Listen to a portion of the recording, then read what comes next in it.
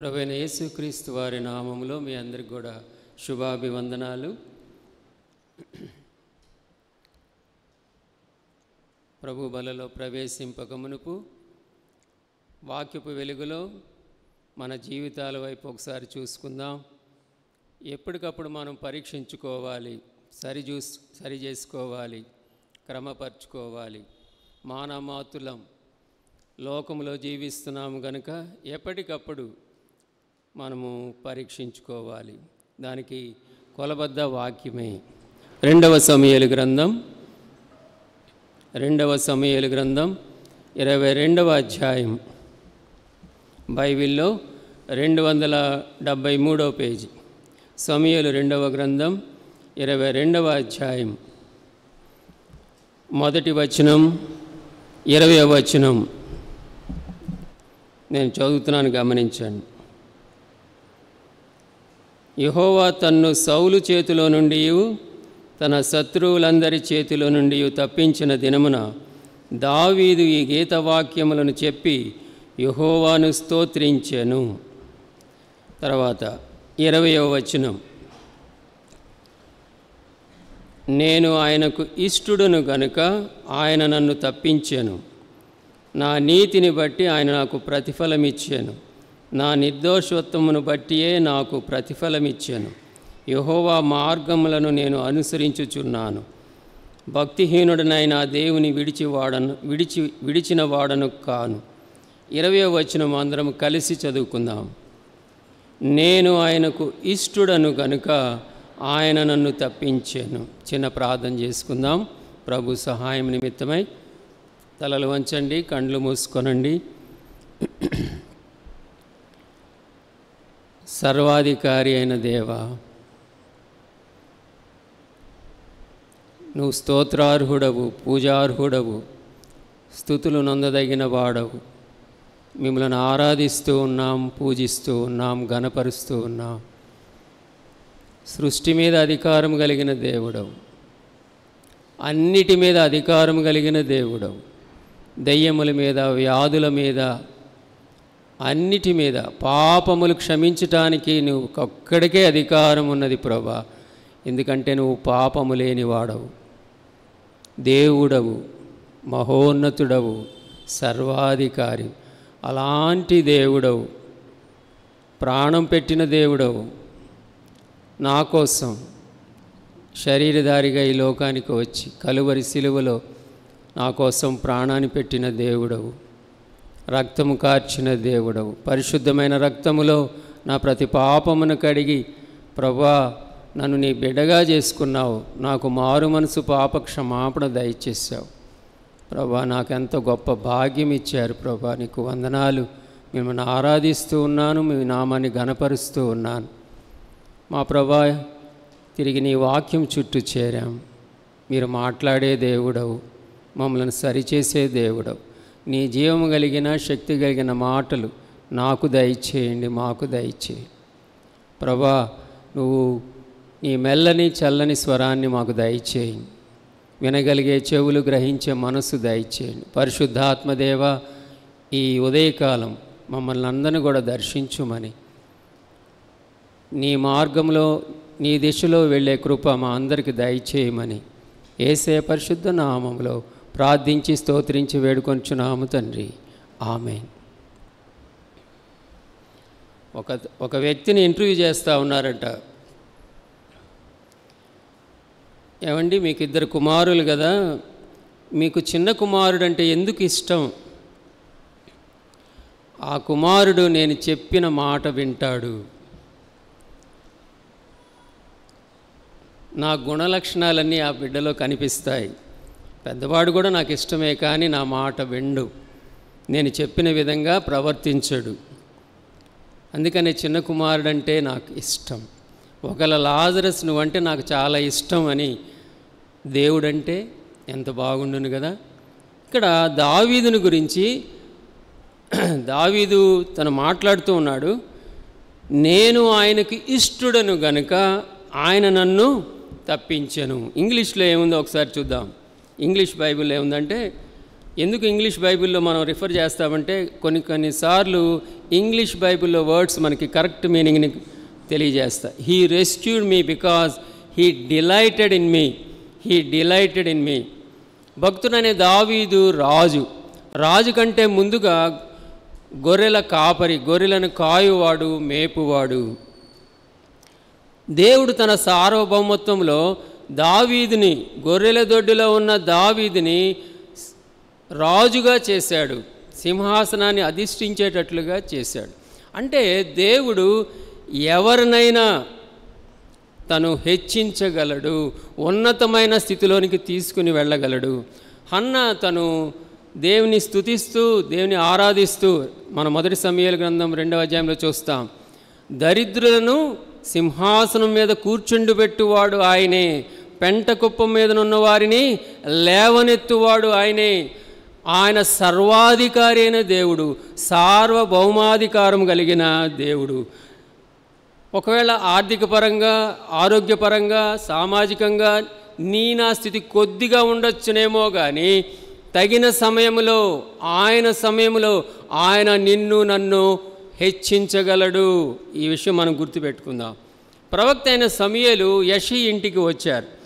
ఇశ్రాయేలు మీద రాజుగా ఉండటానికి తన కుమారులను పిలిపించమన్నాడు. ఒకరొకరు వచ్చారు. దేవుడు ఏర్పరచుకున్న వారు వీళ్ళు కాదు, ఇంకా ఎవరైనా నీ బిడ్డలు ఉన్నారా అని యెషీని అడిగినప్పుడు, అవును, కడసారి వాడు ఒకడు ఉన్నాడు, గొర్రెల దొడ్డిలో గొర్రెలను కాసుకుంటూ ఉన్నాడు అని అనగానే పిలిపించమన్నారు. అప్పుడు దావీదు వచ్చినప్పుడు, దేవుడు కోరుకున్నవాడు ఇతడే అని సమూయేలు ప్రవక్త తైలంతో అభిషేకించాడు. అభిషేకించిన తర్వాత వెంటనే ఇశ్రాయేలు మీద రాజు అవ్వలేదు. ఇశ్రాయేల్ మీద రాజు అవ్వటానికి, సింహాసనాన్ని అధిష్ఠించటానికి కాలం పట్టింది. 10 సంవత్సరాలు దాదాపు సమయం పట్టింది.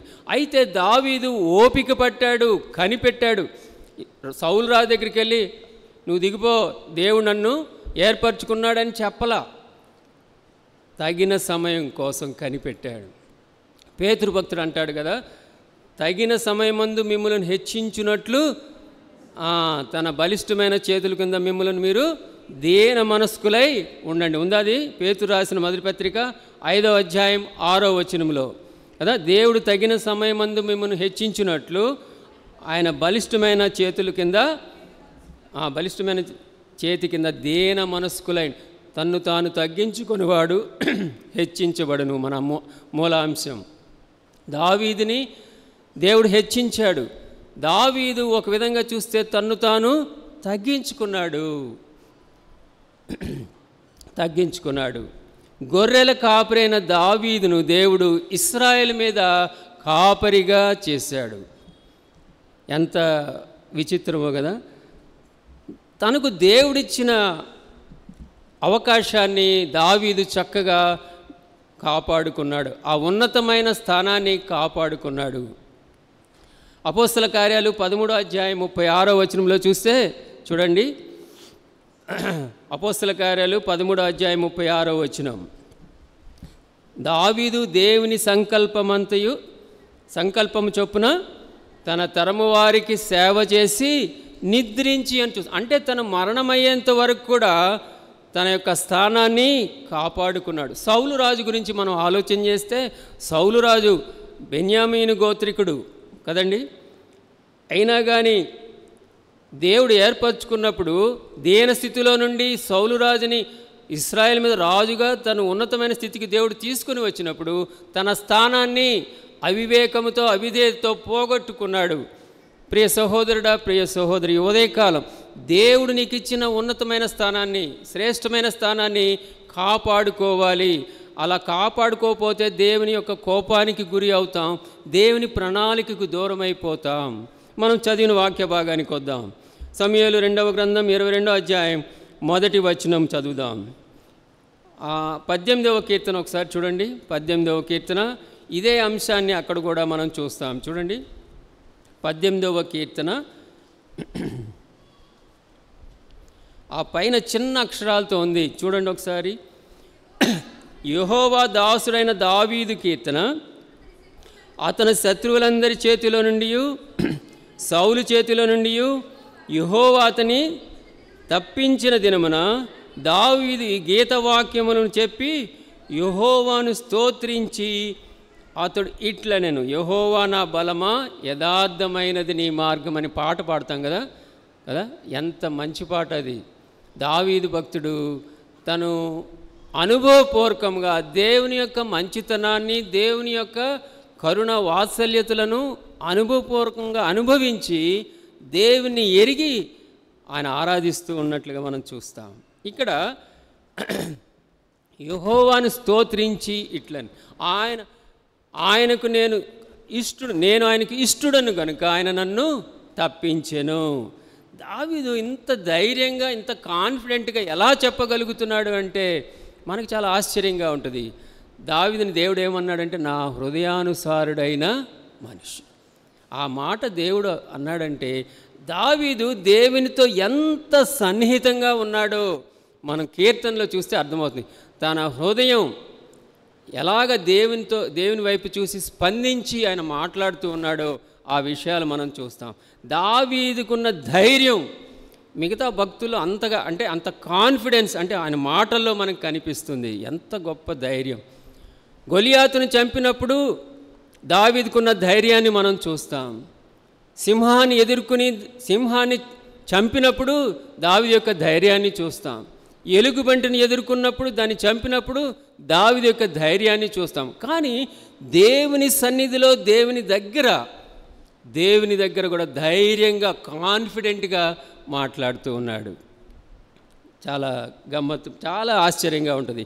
దావీదుకున్న ధైర్యం ఎంత గొప్ప ధైర్యం, ఆ కాన్ఫిడెన్స్ మనం చూస్తాం. దేవుని బిడ్డలకు ఆయా పరిస్థితులు వస్తాయి, ఆయా ఇక్కట్లు, బాధలు, శ్రమల గుండా దేవుడు అనుమతిస్తాడు. అయితే వాటన్నిటిలో కూడా ఆయన తోడుగా ఉంటాడు, ఆయన కాపుదల తోడుగా ఉంటుంది.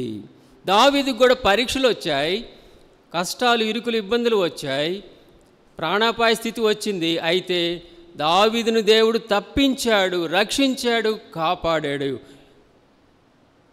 ఎందుకంటే దావీదు దేవునికి ఇష్టడుగా జీవించాడు.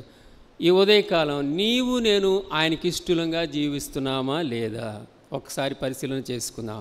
4 అంశాలు మీ ముందు ఉంచాలని ఆశపడుతున్నాను. ఎవరు దేవునికి ఇష్టలుగా జీవిస్తారు, ఎవరు దేవునికి ఇష్టలుగా ఉంటారు? మొట్టమొదటి అంశం పేతురు రాసిన మొదటి పత్రిక 4వ అధ్యాయం 2వ వచనం. పేతురు రాసిన మొదటి పత్రిక 4వ అధ్యాయము 2వ వచనం. క్రీస్తు శరీరమందు శ్రమపడెను గనుక మీరును అట్టి మనసును ఆయుధముగా ధరించుకొనుడి. శరీర విషయంలో శ్రమపడినవాడు శరీరమందు జీవించి మిగిలిన కాలం ఇక మీదట మనుజాశలను అనుసరించి నడుచుకొనక దేవుని ఇష్టానుసారంగానే నడుచుకొనున్నట్లు పాపముతో జోలి ఇక నేమియు లేక ఉండును. ఎవరు దేవునికి ఇష్టలంటే పాపము జోలికి వెళ్ళని వారంటే దేవునికి ఇష్టలు. ప్రభువుని ఎప్పుడైతే మనము సొంత రక్షకునిగా అంగీకరించామో, ఆయన విశ్వాసం ఉంచామో, బాప్తిస్ములో పాలు పొందామో, మనము పాపమునకు, లోకానికి, శరీరానికి, మనుజాశలకు, లోకాశలకు చనిపోయాము. బాప్తిస్మ సాక్ష్యంలో మనం చెప్తాం కదా, బహిరంగ సాక్ష్యంలో అపోస్తలుడైన పౌలు ఈ విషయాన్ని చెప్తా ఉన్నాడు. చూడండి, రోమీయులకు రాసిన పత్రిక 6వ అధ్యాయం 2వ వచనం. అపోస్తలుడైన పౌలు రోమీయులకు రాసిన పత్రిక 6వ అధ్యాయం 2వ వచనం. పాపము విషయమై చనిపోయిన మనము ఇక మీదట ఏలాగు దానిలో జీవించుదము. బాప్తిస్మం గురించి కూడా పౌలు భక్తుడు మాట్లాడుతూ ఉన్నాడు. బాప్తిస్మం గురించి మాట్లాడుతూ అన్నాడు, పాపం విషయమై చనిపోయిన మనము ఇంకా ఇక మీదట ఎలాగు దానిలో జీవించుదము. బాప్తిస్మం అంటే ముంచుట అని ఒక అర్థం. ఇంకో అర్థం ఏంటంటే ఏకమైపోవటం, ఐక్యమైపోవటం, ఒకటైపోవటం. అంటే యేసు ప్రభువారి మరణ, భూస్థాపన, పునరుద్ధానములో ఐక్యమైపోవటం, ఐడెంటిఫై చేసుకోవటం. మనము ఎప్పుడైతే యేసు ప్రభునందు విశ్వాసం ఉంచామో ఆయన చేసిన ఆ శిలువ కార్యములో కూడా మనము ఐడెంటిఫై చేసుకుంటున్నాం, ఐక్యమైపోతున్నాము. అంటే ఈ ఏకత్వం అనేది ఐక్యం అనేది వల్ల మనకి ఏం జరుగుతుందంటే, యేసు ప్రభువారికి ఏమైతే జరిగిందో అది నీకు నాకు కూడా వర్తిస్తుంది. దేవుడు అలాగ మనల్ని ఎంచుతాడు. యేసు ప్రభు యొక్క అనుభవాలను నా అనుభవాలుగా దేవుడు ఎంచుతాడు కదా. యేసు ప్రభువారిలో, ఆయనలో, మనము ఆయనలో చనిపోయాము, పాతి పెట్టబడ్డాము, తిరిగి లేచాము. పాపం విషయమై చనిపోయి నీతి విషయమై జీవించినట్లు మనం లేచాము. పాపం విషయమై అంటే పాప జీవితానికి, పాప స్వభావానికి చచ్చిపోయి నీతి విషయమై ఆయన కొరకు జీవించినట్లుగా ఆ శక్తిని ఆయనే ఇస్తాడు. పాపము విషయంలో మనము చచ్చిన వారం. ఒకసారి ఇలా ఆలోచన చేద్దాం. మన ఎవరైనా సహోదరుడు చనిపోయాడు, సాయంత్రం 4 గంటలకి ఆయన తీసుకుని వెళ్ళి ఆనందపేటలో సమాధుల దొడ్లో పాతి పెట్టాం. ఇంటికి వచ్చాం, వరండాలో కూర్చుని అలిసిపోయాం కాబట్టి టీ తాగుతూ ఉన్నాం. కాసేపటికి పాతి పెట్టబడిన ఆ సహోదరుడు నడుచుకుంటూ ఆ వీధిలో వస్తున్నాడు అనుకోండి, లోకం ఏమంటుంది? ఆ వీధిలో వాళ్ళు ఏమంటారు? ఏమండి, దయ్యం అంటారు కదా. మరి పాపం విషయంలో చచ్చిపోయాం. ఏ పాపపు అలవాటు, ఏ పాపపు ఆలోచన, పాపపు తలంపు అన్నీ కూడా పాతి పెట్టేశాం. అవి తిరిగి వస్తూ ఉంటే ఏమనాలి వాటిని కదా. నా పాత జీవితాన్ని పాతి పెట్టిన తర్వాత మరలాది కనిపించకూడదు. దేవునికి ఇష్టుడైన వ్యక్తి పాపం యొక్క జోలికి వెళ్ళడు. పాపము జోలికి వెళ్ళడు. వదిలిపెట్టిన పాపం కదా, వద్దనుకున్న పాపం, కక్కేసిన పాపం, వాంతు చేసుకున్న పాపం, విసర్జించిన పాపం, తిరిగి దాని జోలికి వెళ్ళకూడదు. వెళుతున్నామా? ఏ పాపపు అలవాటు ఇంకా ఉంది? నీ బూతులు నోటికి వస్తున్నాయా? చెడ్డ తలంపులు వస్తున్నాయా? చెడ్డవి చూస్తున్నావా? ఇంకా ప్రియ సహోదరుడా, ఈ ఉదయకాలం మనం పరీక్ష చేసుకుందాం. పాపము జోలికి, sin of commission, sin of omission అంటాం. చేయవలసినవి చేయకపోతే పాపం కదండి, చేయవలసినవి చేయాలి. నిన్నటి దినాన ఉపవాస ప్రార్థన జరిగింది. చాలా చక్కటి శ్రేష్టమైన సమయాన్ని దేవుడిచ్చాడు. వచ్చిన వారు అనుభవించి ఉంటారు కదా. ప్రార్థన చేయకపోతే పాపం కదండి. మనము ఒకరినొకరు ప్రేమించుకోవాలి. 10 ఆజ్ఞలను సమప్ చేసి దేవుడు ఏం చెప్పాడంటే, దేవుణ్ణి ప్రేమించాలి, నిన్ను వలె నీ పొరుగువానిని ప్రేమించాలి. పొరుగువాన్ని ప్రేమించకపోతే, పొరుగువాన్ని సహించుకోపోతే, పొరుగువాన్ని స్వీకరించకపోతే, క్షమించకపోతే మీకు వదిలేస్తున్నా. ఆజ్ఞాతిక్రమమే పాపం కదా. మనకి ఆజ్ఞలు ఇచ్చాడు దేవుడు, అవి మనము అతిక్రమిస్తే పాపం. ఎలాగుంది నీ జీవితం, నా జీవితం? ఐగుప్తులోని బానిసగా వెళ్ళిన యోసేపు యొక్క జీవితాన్ని చూస్తే, యోసేపు యొక్క జీవితంలో మనకు తెలుసు. కష్టాల గుండా, పరిస్థితుల గుండా, ఆయన శ్రమల గుండా వెళ్ళాడు. గుంటలో పడవేయబడ్డాడు. 29 వెండికి ఇష్మాయేలుకు అమ్మబడ్డాడు కదండి.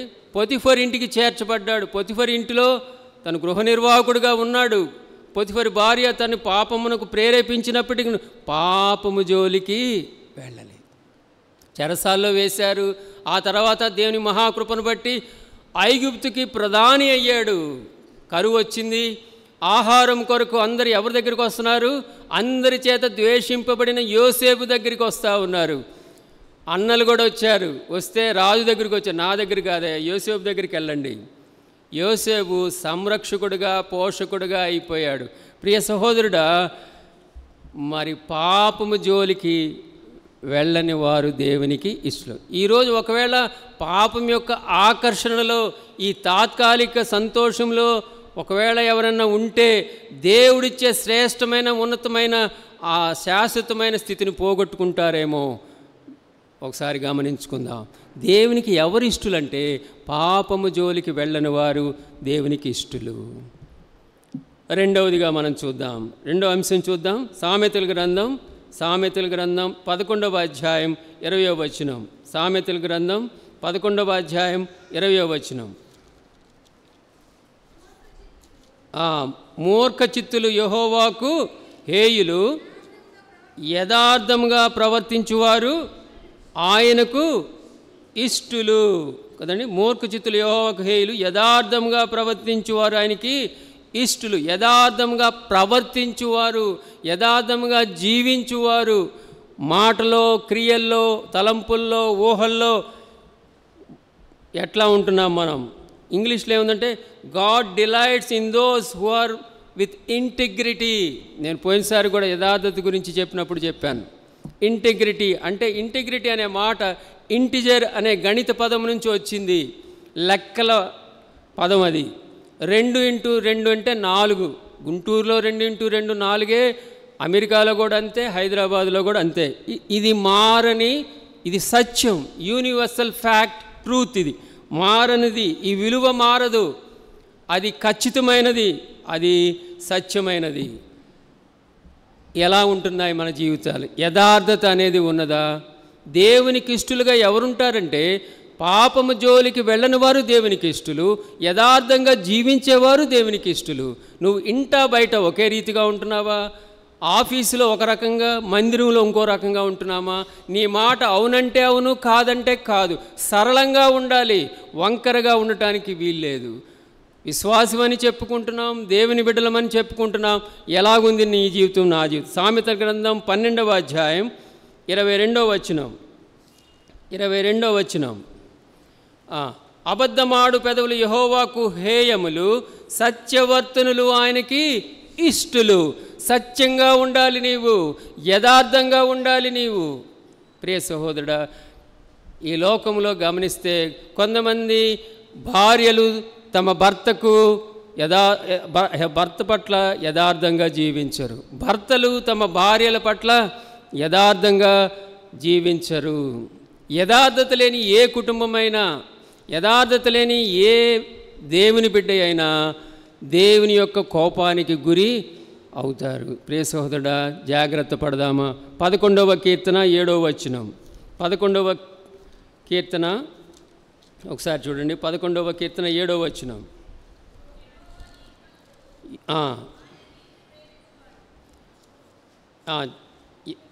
యథార్థవంతులు ఆయన ముఖదర్శనము చేసెదరు. యథార్థవంతులకు ఆయన ముఖదర్శనం కలుగుతుంది.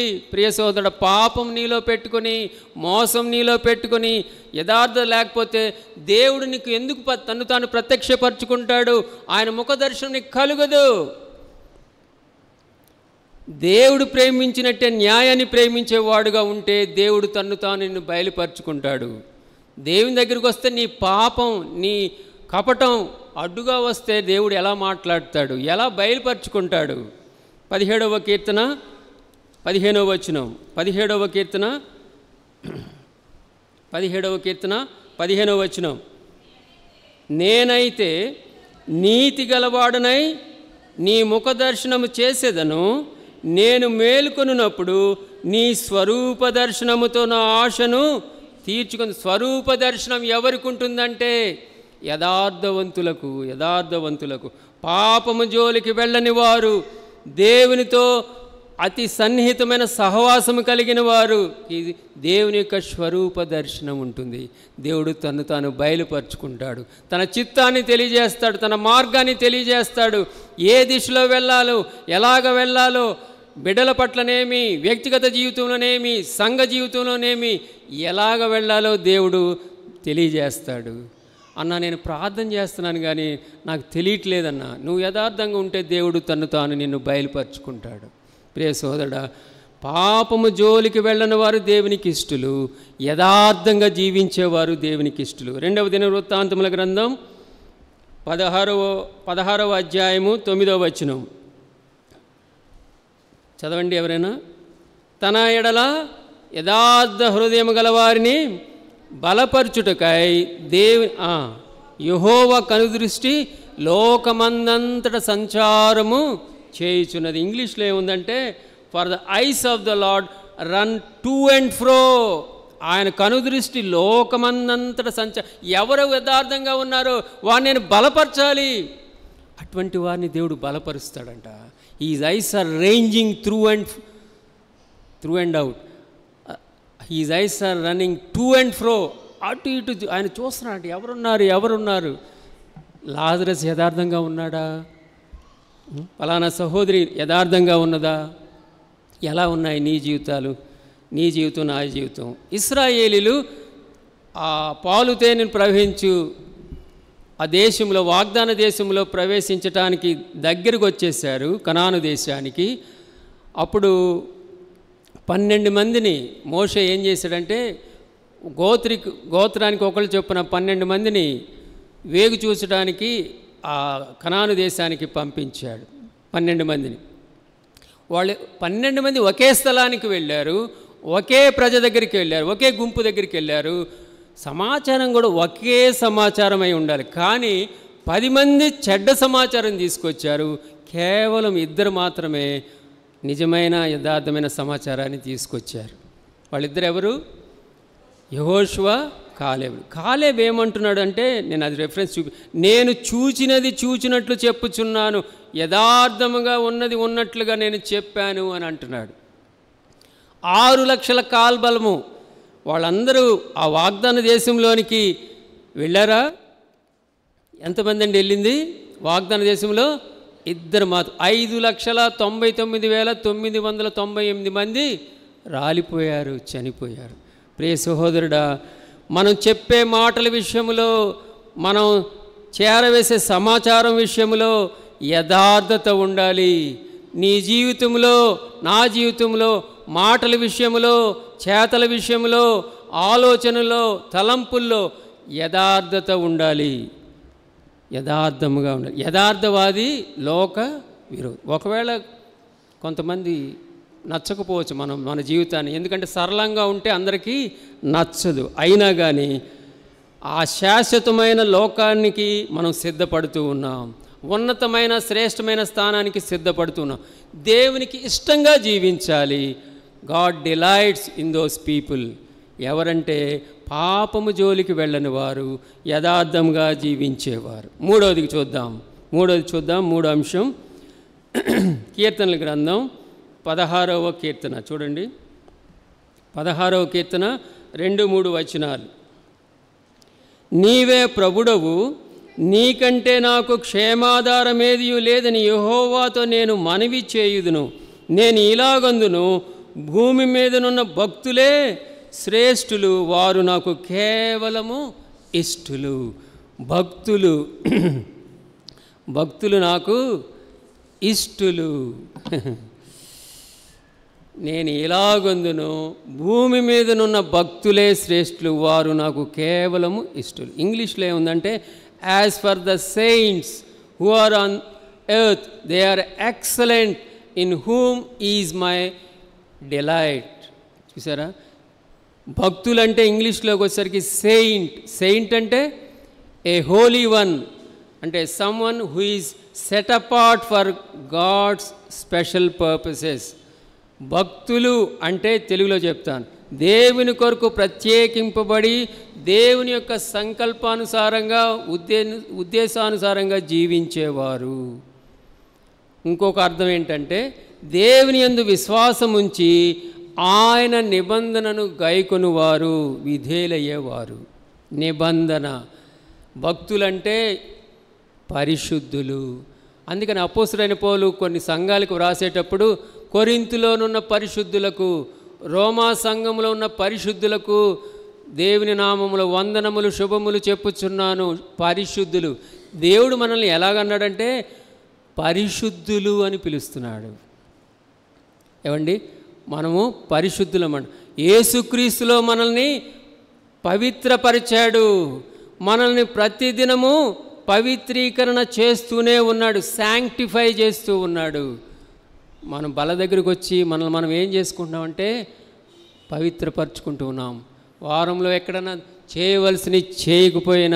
చేయాల్సినవి చేయకపోయినా, మాటల్లో, తలంపుల్లో, ఊహల్లో, కంటి చూపు వలన కానీ ఏదైనా తప్పిపోతే ప్రభువాని ఆయన రక్తంలో కడుక్కుంటూ ఉన్నాం. పరిశుద్ధులు అని అంటూ ఉన్నాడు. కవనెంట్ అంటే ఇది ఒడంబడిక. ఇద్దరు వ్యక్తుల మధ్య, లేకపోతే 2 సంస్థల మధ్య కానీ, 2 కంపెనీల మధ్య కానీ, 2 దేశాల మధ్య జరిగే ఒడంబడిక, ఒప్పందం. It is more than a promise. ఒడంబడిక అంట. ఇది అధికారమైనది, గంభీరమైనది. బైబిల్లోకి వచ్చేసరికి కవనెంట్ అంటే ఇది పరిశుద్ధమైనది. వివాహంలో ఏం చేస్తాం మనం? వివాహంలో పెండ్లి కూతురు, పెండ్లి కుమార్తె, పెండ్లి కూతురు, పెండ్లి కుమారుడు నుంచుంటారు. సంఘం ఎదుట, దేవుని ఎదుట ప్రమాణాలు చేస్తారు. It is a covenant marriage. Marriage అంటే ఇట్స్ ఎ కవనెంట్, ఒడంబడిక, పరిశుద్ధమైన ప్రమాణాలు చేస్తారు. మంజులను నేను ప్రేమిస్తాను, నేను నా జీవితకాల పర్యంతము ఇతరులను ఎవరిని ఆశింపక నీతోనే కాపురము చేయుదును. ప్రామిస్ చేస్తాం, ప్రమాణం చేస్తాం. ఇట్స్ ఎ కవనెంట్ కదా. లాజరస్ అను నిన్ను నేను నీకు విధేయురాలనై జీవిస్తాను, నీ జీవితకాల పర్యంతం నమ్మకంగా ఉంటానని నా భార్య ప్రమాణం చేస్తుంది కదండి. పెండ్లి కాకముందు ప్రమాణాలు చేస్తాం కదా. ఇక్కడ కూడా దేవుడు ఒక నిబంధన చేశాడు. దేవుడు నిబంధన చేశాడు. వాళ్ళకి షరతులతో కూడిన వాగ్దానాలు, ఆజ్ఞలు, కట్టడలు ఇచ్చాడు. నేను మీ దేవుడను, మీరు ప్రతిగా మీరేం చేయాలంటే మీరు నాకు విధేయులై ఉండాలి. కవనెంట్. కానీ ఇశ్రాయేల్ చాలాసార్లు నిబంధనను మీరారు. మనం గమనిస్తే యెహోషువ గ్రంథంలో చూస్తే 23వ అధ్యాయంలో చూస్తాం. చూడండి ఒకసారి. యెహోషువ గ్రంథం 23వ అధ్యాయం. 23వ అధ్యాయంలో చూడండి ఒకసారి. 23వ అధ్యాయము బైబిల్లో 196వ పేజీ. 23వ అధ్యాయం 5వ వచనం. మీ దేవుడైన యెహోవాయే వారిని మీ ఎదుట నిలవకుండా వెళ్ళగొట్టిన తరువాత మీ దేవుడైన యెహోవా మీతో సెలవిచ్చినట్లు, మీతో ప్రమాణము చేసినట్టు, వాగ్దానము చేసినట్టు వాడుక భాషలో ఉంది. మీరు వారి దేశమును స్వాధీనపరుచుకొందురు. కాబట్టి మీరు మోషే ధర్మశాస్త్ర గ్రంథములో వ్రాయబడిన అంతటిని గైకొని అనుసరించుటకు, అంటే ఇది ప్రమాణం, నిబంధన, అనుసరించుటకు మనస్సు దృఢము చేసుకొని ఎడమకు కానీ కుడికి కానీ దాని నుండి తొలగిపోక మీ యొద్ద మిగిలి ఉన్న ఈ జనుల సహవాసము చేయక వారి దేవతల పేర్ల ఎత్తక వాటి తోడని ప్రమాణము చేయక వాటిని పూజింపక వాటిని నమస్కరింపకూడదు. మీరు నేటి వరకు చేసినట్లు మీ దేవుడని యెహోవాని హత్తుకొని ఉండవలెను. మీరు పరిశుద్ధులు, మీరు ప్రత్యేకింపబడిన వారు, మీరు నిబంధన ప్రజలు. యెహోషువ తన ఫేర్వెల్ అడ్రస్లో ఇశ్రాయేలుతో మాట్లాడుతూ అంటున్నాడు, మీరు ప్రత్యేకింపబడిన వారు. మరలా అన్యజనుల మధ్యకి వెళ్ళి వారితో సహవాసం చేస్తానని వారి దేవుళ్ళ మీద ప్రమాణం చేయొద్దు. మీరు నాతో దేవునితో ప్రమాణం చేశారు. 16వ వచనం చూడండి ఒకసారి. అదే అధ్యాయంలో 23వ అధ్యాయం 16. మీరు మీ దేవుడైన యెహోవా మీకు నియమించిన ఆయన నిబంధనను మీరు ఇతర దేవతలను పూజించి వాటికి నమస్కరించిన ఎడల యెహోవా కోపం మీ మీద మండును గనుక ఆయన మీకు ఇచ్చిన ఈ మంచి దేశంలో నుండి మీరు నిబంధనను మీరితే దేవుని ఉగ్రతకు, దేవుని కోపానికి గురి అవుతారు. ప్రియ సహోదరు, నూతన నిబంధన ప్రజలం మనము కదా. యేసుక్రీస్తులో నిబంధన ప్రజలం మనం ఎలాగున్నాం? యెహోషువ ఆ రోజు ఇశ్రాయేలుతో చెప్పాడు. ఇప్పుడు మనము పరిశుద్ధులంగా దేవుని హత్తుకొని జీవించాలని యెహోషువ చెప్తా ఉన్నాడు. క్లీవ్ అంటు ద లార్డ్, తర్వాత హోల్డ్ వెరీ టైట్లీ అని ఉంది. క్లింగ్ అంటు ద లార్డ్, ఆయన్ని గట్టిగా హత్తుకొని జీవించటం.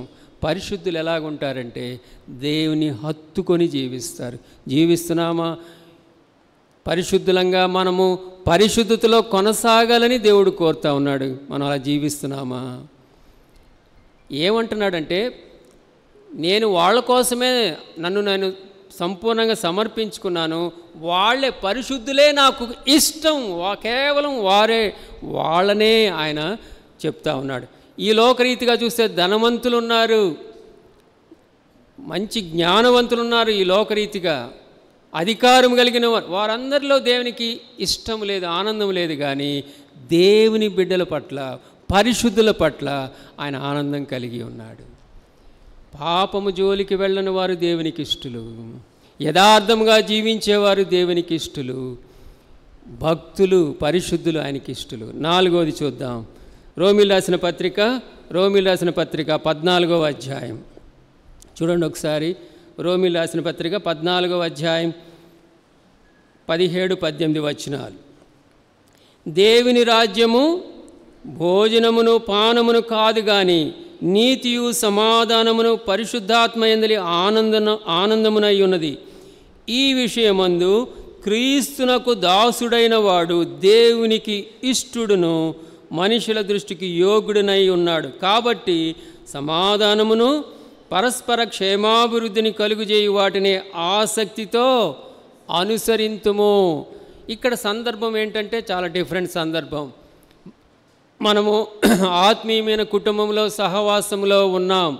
ఈ భూమి మీద ఉన్న తోటి విశ్వాసులతో జీవించాలి కనుక అందరి పట్ల మనము ప్రేమ అనురాగము కలవారమై ఉండాలి. ఇక్కడ పౌలు ఏం చెప్తా ఉన్నాడంటే సంఘంలో స్ట్రాంగ్ బిలీవర్ ఉంటాడు, వీక్ బిలీవర్ ఉంటాడు. అప్పుడే రక్షింపబడిన ఒక విశ్వాసి ఉండవచ్చు. విగ్రహాలకి దేవతలకి అర్పించిన మాంసాన్ని అక్కడ వాళ్ళు తింటా ఉన్నారు. అది తినవద్దని ఒక ఆజ్ఞ ఉన్నప్పుడు ఒకవేళ సీనియర్ బిలీవర్ అది తినటం వీక్ బిలీవర్ చూశాడనుకోండి, తను ఆటంకపరచబడతాడు ఆ అలవాటును బట్టి. నీకు ఇక్కడ ఆత్మీయమైన పరిపక్వత కలిగిన విశ్వాసి సంఘంలో ఉంటారు, జ్ఞానం ఉంటుంది, అవగాహన ఉంటుంది. అయితే అంత మెచ్యూరిటీ లేని విశ్వాసులు కూడా ఉంటారు. వాళ్ళ విషయమై మనం ఏం చేయాలంటే ఇక్కడ ఒక మాట ఉంది చూడండి. ఆ సందర్భంలో ఏమంటారంటే దేవుని రాజ్యము ఆహారమును పానీయమును కాదు కానీ, చూడండి 17వ వచనం, దేవుని రాజ్యం భోజనమును పానమును కాదు కానీ నీతియు సమాధానమును పరిశుద్ధాత్మయందలి ఆనందమునై ఉన్నది. వీటి కొరకు ప్రయాసపడండి. ఒకవేళ నీ సహోదరుడు, మనం ఏం చేస్తామంటే వీక్ బిలీవర్ ఏం చేస్తారంటే సీనియర్ బిలీవర్ని చూసి, అరే అన్న ఏంటి ఇలాగ తప్పు చేశాడు, అన్న ఏంటి ఇలాగ ఈ అలవాటు చేస్తున్నాడు, అతని కోసం సీనియర్ బిలీవర్ ఏం చేయాలంటే ఆ యొక్క అలవాటు కానీ ఇంకేదైనా ఆ దృష్టి కానీ తను మానుకోవాలి. ఫర్ ద సేక్ ఆఫ్ బలహీనమైన విశ్వాసి కొరకు. ప్రతి విశ్వాసి కూడా దేవుని కోసం జీవించాలి. ప్రతి విశ్వాసి కూడా తోటి విశ్వాసి కొరకు జీవించాలి. ఇక్కడ మాటలు ఉన్నాయి 14వ అధ్యాయంలో, మీరు తర్వాత చదువుకోండి ఇంగ్లీష్లో. అందుకనే because anyone who serves Christ in this way, ఇలాగు అన్నపానములో వీటిలో ఏమి లేదండి. నీ తోటి సహోదరుడు మేలు కొరకు తను ఆత్మీయంగా మెంటర్లాగా నువ్వు ఉండాలి, అతని సహాయకారిగా ఉండాలి. అంటే వాక్యానికి విరుద్ధంగా జీవించమని కాదు, సత్యాన్ని కాదని చెప్పడం కాదు, ప్రేమ కలిగి సత్యము చెప్పుచు అని ఉంటుంది ఎఫెసీయులకు రాసిన పత్రికలో. ప్రేమతో అతని పోగొట్టుకోకూడదు, మనం చెప్పవలసిన రీతిలో చెప్పి తను మెంటర్ చేయాలి. మెంటర్ అంటారు, మెంటరింగ్. అతన్ని ఆత్మీయంగా ఉన్నతమైన స్థితిలో, ఎందుకంటే మనం క్రీస్తులకు దాసులము, యేసు ప్రభును సేవించేవారము, పరిచారకులుగా ఉన్నాము, అని వెంబడించేవారంగా ఉన్నాం. నీ తోటి సహోదరుని యొక్క ఆత్మీయమైన మేలు నిమిత్తమై నువ్వు పట్టించుకోవాలి. దేవుని రాజ్యంలో ప్రధానంగా ఏంటంటే నీతి, న్యాయములు, సమాధానము, పరిశుద్ధాత్మలైన ఆనందం, ఇది విస్తరించేలాగా నువ్వు పాటుపడాలి. ఒకవేళ నీవే ఆ బలహీనమైన విశ్వాసికి ఆటంకంగా నీ మాట కానీ, నీ ధోరణి కానీ, నీ మాట తీరు కానీ అతనికి అభ్యంతర కారణంగా ఉంటే అది మానుకోవాలి. మనం చేసే పని, మనం మాట్లాడే మాట ఇతర విశ్వాసులపై ఎలాంటి ప్రభావం, ఇంపాక్ట్, ఇన్ఫ్లుయెన్స్ చూపిస్తుందో గమనించుకోవాలి. దేవునికి ఎవరు ఇష్టలంటే, ఇక్కడ సందర్భం డిఫరెంట్ అయినా కానీ క్రీస్తుకు దాసుడైన వాడు, ఈ విషయమందు క్రీస్తునకు దాసుడైన వాడు తోటి విశ్వాసిని పట్టించుకుంటాడు. దేవునికి ఎవరు ఇష్టలంటే, సమయం అయిపోతుంది కాబట్టి, పాపము జోలికి వెళ్ళని వారు దేవునికి ఇష్టలు, యథార్థంగా జీవించేవారు దేవునికి ఇష్టలు, పరిశుద్ధులు దేవునికి ఇష్టలు, తోటి విశ్వాసిని తన ఆత్మీయ మేలు కొరకు ప్రయత్నించేవాడు, పాటుపడేవాడు దేవునికి ఇష్టడు. అందుకనే 19వ వచనంలో ఏముందంటే, కాబట్టి సమాధానమును పరస్పర క్షేమాభివృద్ధిని కలుగుజేయు వాటినే ఆసక్తితో అనుసరింతుము. కింద ఫుట్ నోట్లో వెంటాడుము. తోటి సహోదరి లేకపోతే సహోదరుని గురించి పట్టించుకుంటున్నామా? కనీసం ప్రార్థన చేస్తున్నామా? అరే, తోటి సహోదరుడు విశ్వాసి ఆత్మీయంగా దిగజారిపోతున్నాడేమో, నువ్వు వెళ్ళి ఒకసారి పరామర్శించి దర్శించి, అయ్యా ఏమైపోయింది? నిన్న ఉపవాస ప్రార్థనలో దేవుని ఎరగని తరం వచ్చేసింది. ద్వితీయోపదేశకాండం 6వ అధ్యాయంలో నీవు నీ పిల్లలకును పిల్లల పిల్లలకును దేవుని వాక్యాన్ని గురించి చెప్పకపోతే, దేవుని మంచితనం గురించి చెప్పకపోతే ఎవరు చెప్తారు? నీవు తోటి సహోదరుని నువ్వు గనక పట్టించుకోపోతే ఎవరు పట్టించుకుంటారు? ఎవరు ఇష్టలంటే క్రీస్తు దాసులైన వాళ్ళు ఈ విషయం ఉందంటే తోటి వారిని పరస్పర క్షేమాభివృద్ధిని కలుగుజేయ వాటిని ఆచరింతము. అమ్మా ఇటు చూడండి. మనం దేవునికి ఇష్టలుగా ఉంటే మనం ఏం చేయాలి? 3 విషయాలు జస్ట్ టచ్ చేసి నేను వదిలేస్తాను, సమయం అయిపోయింది కనుక. దేవునికి ఇష్టంగా జీవించాలంటే మన బాధ్యత ఏంటి? హ్యూమన్ రెస్పాన్స్ ప్రధానంగా 3 కదా. చూడండి ఒకసారి కొరింథీయులకు రాసిన 2వ పత్రిక 5వ అధ్యాయం 9వ వచనం. 5వ అధ్యాయం 9వ వచనం. 5వ అధ్యాయం 9. కావున దేహమందున్నను దేహమును విడిచినను ఆయనకిష్టులమై ఉండవలనని మిగులు అపేక్షించుచున్నాము. ఎందుకనగా తాను జరిగించిన క్రియల చొప్పున అవి మంచివైనను సరే చెడ్డవైనను సరే దేహముతో జరిగించిన వాటి ఫలమును ప్రతివాడును పొందినట్టు మనమందరము క్రీస్తు న్యాయపీఠము ఎదుట ప్రత్యక్షము కావాలి అని. దేవునికి ఇష్టంగా జీవించాలంటే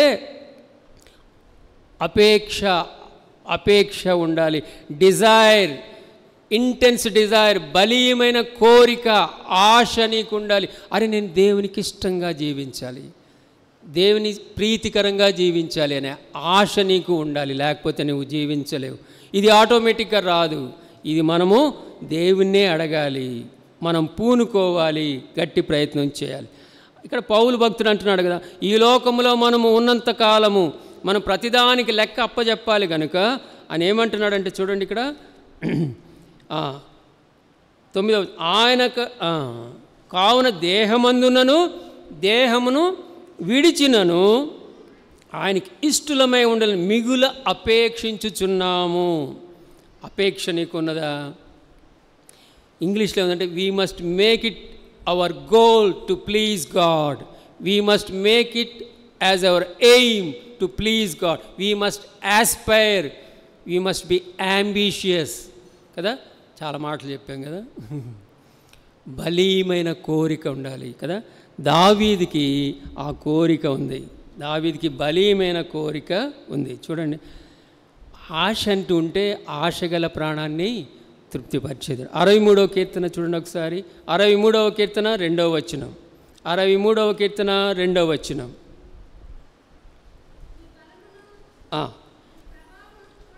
చూడవలెనని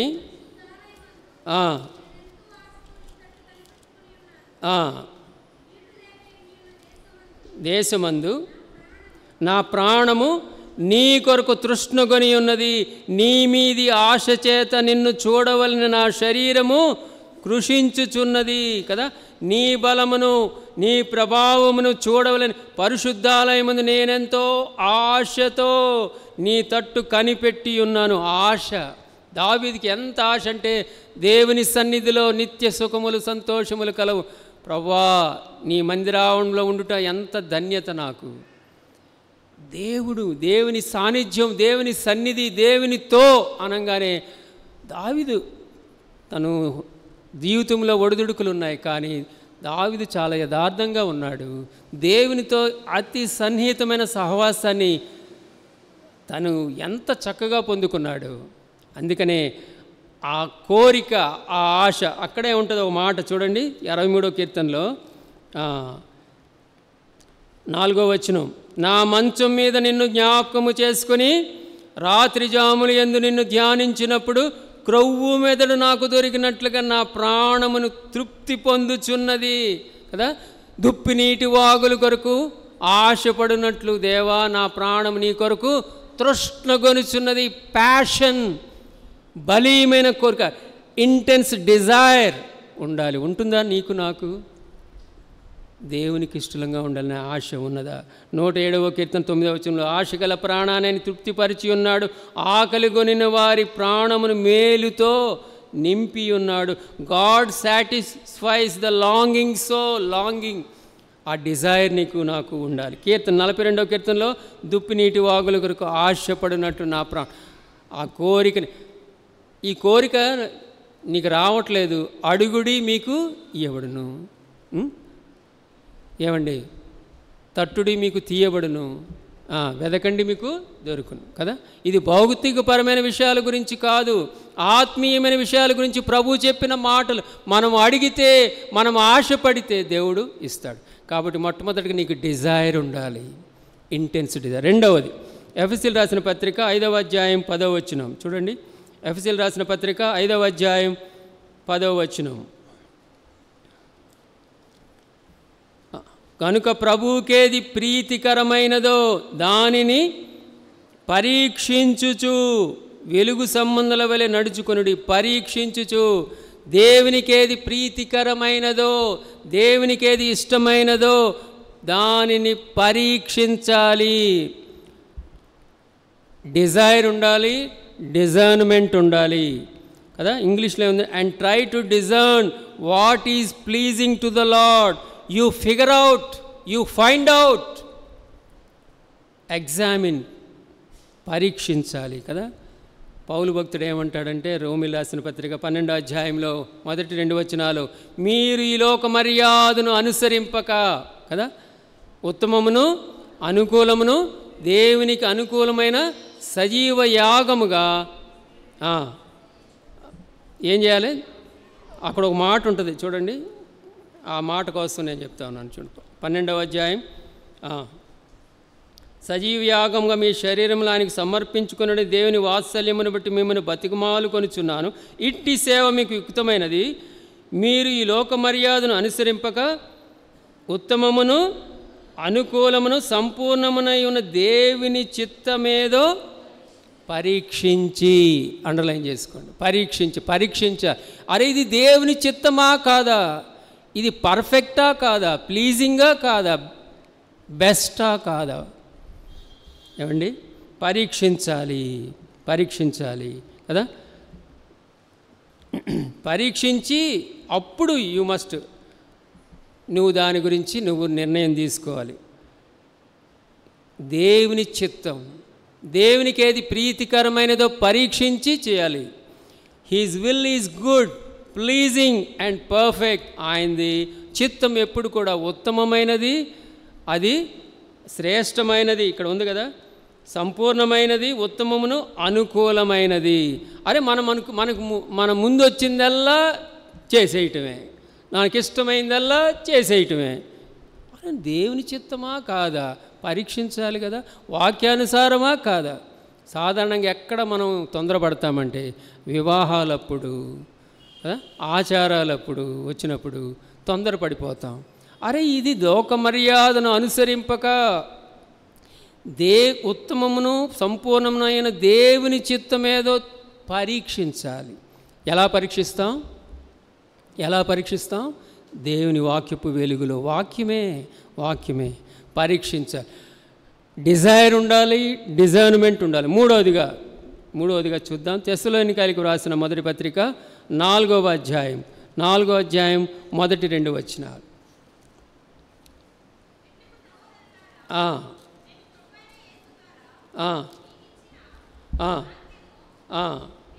మీరెరుగుదురు కాగా మీరేలాగు నడుచుకొని దేవుని సంతోషపరచవలనో మా వలన నేర్చుకొనిన ప్రకారముగా మీరు నడుచుకొనుచున్నారు. ఈ విషయంలో అంటే దేవుని సంతోషపెట్టే విషయంలో, ఆయనకి ఇష్టంగా జీవించే విషయంలో మీరు అంతకంతకు అభివృద్ధి నొందవలెనని మిమ్మును వేడుకొని ప్రభువైన యేసునందు హెచ్చరించుచున్నాము. డిజైర్ ఉండాలి, డిజైర్మెంట్ ఉండాలి, డూయింగ్ ఉండాలి. నాకు ఇంకా వేరే మాట దొరకల, అందుకని అది పెట్టుకున్నాను. కాబట్టి నేర్చుకోవాలి. మీరు మా వలన నేర్చుకునే ప్రకారంగా మీరు ఆ విధంగా మీరు చేయాలి. మనము నేర్చుకోవాలి, సాధన చేయాలి, ఎక్సర్సైజ్ చేయాలి.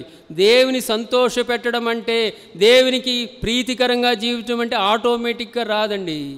మనకు అపేక్ష ఉండాలి, పరీక్షించుకోవాలి వాక్యపు వెలుగులో. మూడవదిగా మనం సాధన చేయాలి దేవుని సంతోషపెట్టే విషయంలో. ఈ పాపభూయిష్టమైన లోకంలో మనం జీవిస్తూ ఉన్నాం. దేవుని సంతోషపెట్టే విషయంలో మనం జాగ్రత్త పడాలి. యేసు ప్రభువారి దగ్గరే మనం నేర్చుకోగలము. మరియా యేసు పాదముల యొద్దే నేర్చుకుంది. శిష్యులు యేసు పాదముల యొద్ద నేర్చుకున్నారు. ప్రియ సహోదరుడా, ఫిలిప్పులు రాసిన పత్రిక 4వ అధ్యాయం 8-9 వచనాలు. 8-9 వచనాలు చూడండి. 8-9 వచనాలు. మెట్టుకు సహోదరులారా, ఏ యోగ్యత అయినను మెప్పైన నుండి ఏవి సత్యమైనవో, ఏవి మాన్యమైనవో, ఏవి న్యాయమైనవో, ఏవి పవిత్రమైనవో, ఏవి రమ్యమైనవో, ఏవి ఖ్యాతిగల వాటి మీద ధ్యానముంచుకొనిడి. మరియు మీరు నా వలన ఏవి నేర్చుకొని అంగీకరించితిరో, నా యందున్నట్టుగా ఏవి వింటిరో, ఏవి చూచితిరో అట్టి వాటిని చేయుడి. అప్పుడు సమాధానకర్తయగు దేవుడు మీకు అట్టి వాటిని చేయుడి. నా దగ్గర మీరు ఏమి నేర్చుకున్నారు? పౌలు ఎవరి దగ్గర నేర్చుకున్నాడు? యేసు ప్రభు గారి దగ్గర పాదాల యొద్ద నేర్చుకున్నాడు. మనము దేవుని పాదాల దగ్గరే నేర్చుకోగలము. ఆశగల ప్రాణాన్ని తృప్తిపరుస్తాడు. ప్రియ సహోదరుడా, డిజైర్ ఉండాలి, డిజైర్మెంట్ ఉండాలి, డూయింగ్ ఉండాలి, అపేక్ష ఉండాలి. రెండవది పరీక్షించుకోవాలి. మూడవది నేర్చుకోవాలి కదా. Whatever is true, noble, right, pure, lovely, admirable, excellent, praiseworthy, think about such things, then put into practice. Whatsoever you have learned from me, పౌలు అంటున్నాడు, whatsoever you have learned from me, you have received from me, you heard from me, you put into practice. అపేక్ష ఉండాలి, పరీక్షించుకోవాలి, నేర్చుకోవాలి. ప్రియ సహోదరుడా, దావీదు యొక్క జీవితంలో చూస్తే దావీదు దేవునికి ఇష్టడుగా జీవించాడు. ఒకసారి మన వాక్య భాగాన్ని చూద్దామా? మన వాక్య భాగాన్ని 2వ సమూయేలు గ్రంథం 22వ అధ్యాయంలో చూస్తే దావీదు అంటున్నాడు కదా, నేను ఆయనకి ఇష్టడును గనక ఆయన నన్ను తప్పించెను. ఇక్కడ తాను యథార్థంగా జీవించాడు, దేవుని చిత్తానుసారంగా జీవించాడు. అంటున్నాడు, తన దృష్టికి కనబడి నా చేతుల నిర్దోషత్వమును బట్టి నాకు ప్రతిఫలం ఇచ్చాను. యథార్థవంతుల ఎడ నువ్వు యథార్థవంతుడుగా ఉంటావు. 22వ వచనం, యెహోవా మార్గం నేను అనుసరించుచున్నాను కదండి. 24వ, దోషక్రియలు నేను చేయనొల్లకుంటిని, ఆయన దృష్టికి యథార్థుడనైతిని. 31వ వచనం అంటున్నాడు, దేవుడు యథార్థవంతుడు కదా.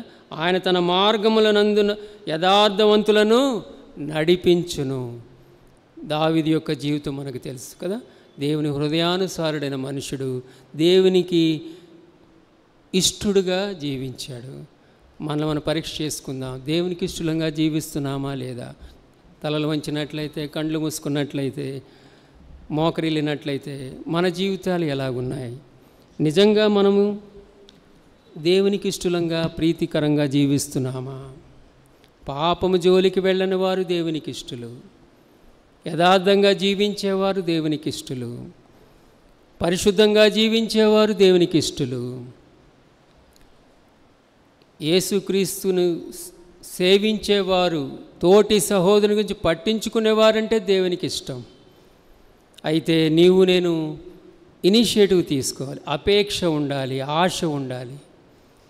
వాక్య వెలుగులో పరీక్ష చేసుకునే తత్వం ఉండాలి, నేర్చుకునే తత్వం ఉండాలి. మనల్ని మనం సరి చేసుకుందామా? దేవునికి ఇష్టంగా జీవిద్దామా? ఈయన నా ప్రియకుమారుడు, ఈయన యందు నేను ఆనందించుచున్నాను అని తండ్రి అయిన దేవుడు ప్రభువైన యేసుక్రీస్తు వారి గురించి పలికిన మాట. యేసు ప్రభు వారానికి ఆయనకిష్టమైన పనిని చేశాడు, ఆయనకిష్టుడుగా జీవించాడు.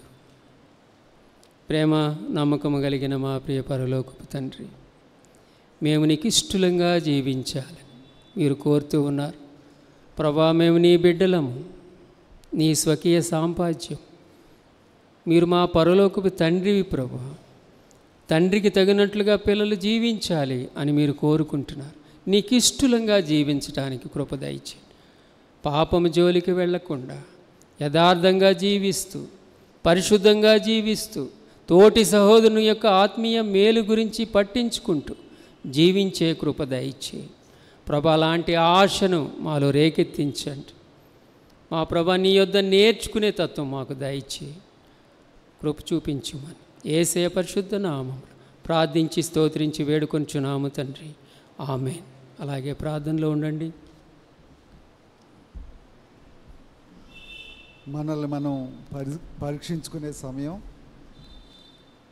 వాక్యపు వెలుగులో